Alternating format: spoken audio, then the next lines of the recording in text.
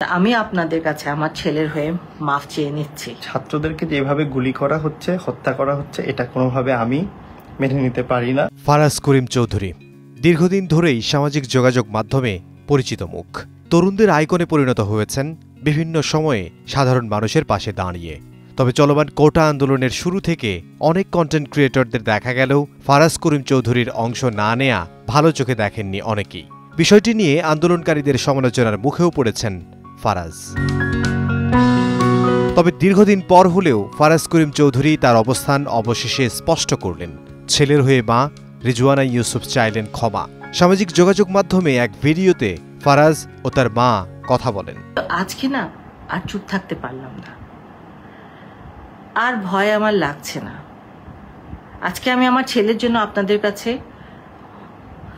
ক্ষমা চাচ্ছি। আমার ছেলে মানুষকে ভালোবাসে, সে সব সময়, তার মনটা অনেক নরম, সে মানুষকে অনেক ভালোবাসে।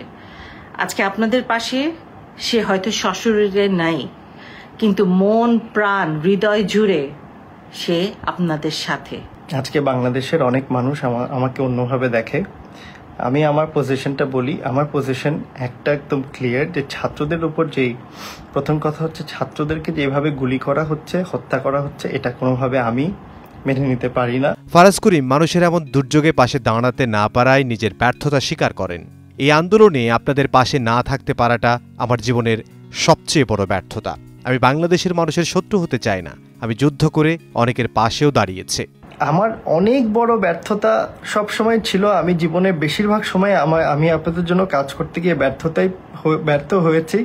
তবে এই আন্দোলনে আপনাদের পাশে না থাকতে পারা আমার জীবনের সবচেয়ে বড় ব্যর্থতা। ভিডিও বার্তায় তার মা রিজওয়ানা ইউসুফ বলেন, ফারাজের চুপ থাকা কোনো দালালি কিংবা দলের জন্য নয়, বরং পারিবারিক চাপে থাকার কারণে তিনি চুপ করে আছেন। কিন্তু মনে প্রাণে তিনি যতটুকু পারছেন তার অবস্থান থেকে কাজ করছেন। সে যেই ত্যাগ স্বীকারটা করছে, সেটা কোনো দালালির জন্য না, সেটা কোনো দলের জন্য না, সেটা তার পারিবারিক একটা চাপের মধ্যে আছে দেখে সে আপনাদের পাশে দাঁড়াতে পারেনি।